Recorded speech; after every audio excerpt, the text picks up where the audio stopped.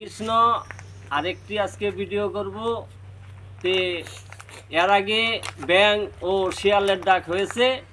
তা আজকে গরু, ছাগল, হাঁস, মুরগি আরও নানান ধরনের ডাক আছে। এর মধ্যে আছে কোনটা ডাকবো সেটা তোমরা সবাই সিলেকশন করো। কি ডাকবো? আজকে মোরগের হবে। মোরগ মোরগ। মুরগের ডাকবো? হ্যাঁ, আচ্ছা ঠিক আছে। যে মোরগ ফার্স্টে যখন মুরগি ডিম পারে, ডিম পাড়ার সময় কেমন আওয়াজ করে সেটা একটু শোনো।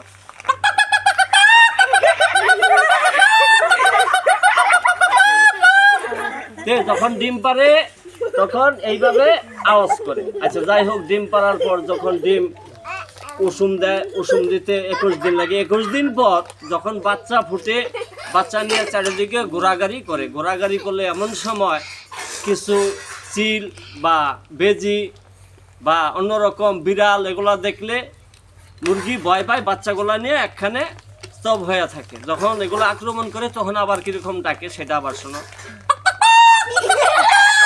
মানে মানে মুরগি বলতেছে ধর শালাক, ধর শালাক,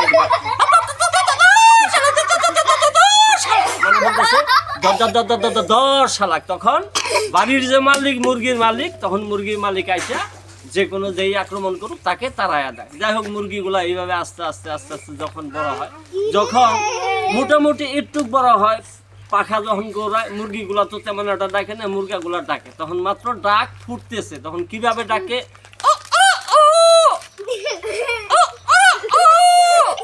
এইভাবে ডাকে।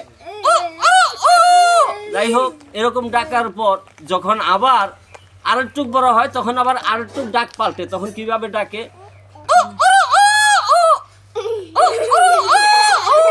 ডাকটা এরকম, মানে কুকুরুকু।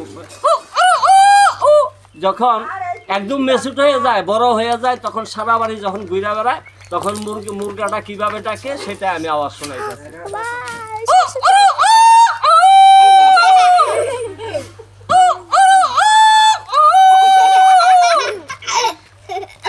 হরে কৃষ্ণ, এটা এই পর্যন্তই।